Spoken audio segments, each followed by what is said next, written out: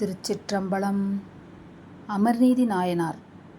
வணிகர் குலத்தில் கும்பகோணம் அருகில் பழையாறை எனும் ஊரில் அமர்நீதி என்ற சான்றோர் வாழ்ந்தார்.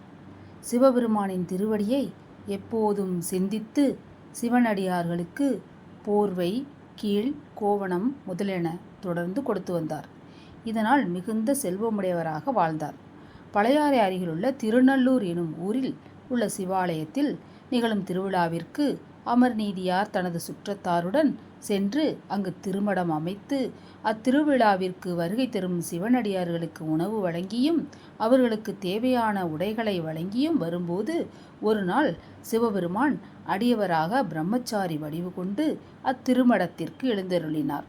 அமர்நீதியார் அச்சிவனடியாரை வரவேற்று தங்களை காண அடியவன் என்னதவம் செய்தோனோ என கூறி மகிழ்ந்து அடியவரை உணவு உண்ண அழைத்தார். அதற்கு அவ்வடியவர் பொன்னியில் நீராடி வருகிறேன் என கூறி வைத்திருந்த கொம்பின் நுனியில் கட்டியிருந்த 2 கோவணத்தில் ஒன்றை எடுத்து அமர்நீதியாரிடம் இதனை பாதுகாப்பாக வைத்திருங்கள் என கூறி நீராடச் சென்றார். அமர்நீதியார் தான் பாதுகாத்து வைத்திருந்த கோணம் காணாது திகைத்தார்.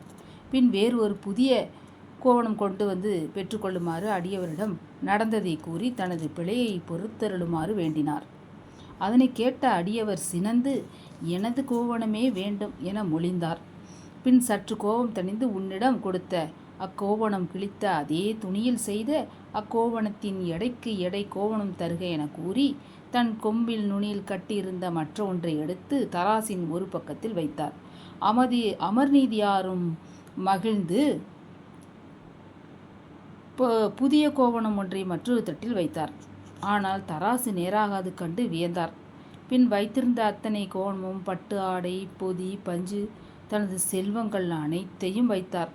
தராசு நேராகாமல் இருந்தது கண்டு அடியவரிடம் நானும் எனது மனைவியும் மகனும் இத்தட்டில் அமர அனுமதி அருளும்படி வேண்டினார். அடியவரும் இசைந்தார்.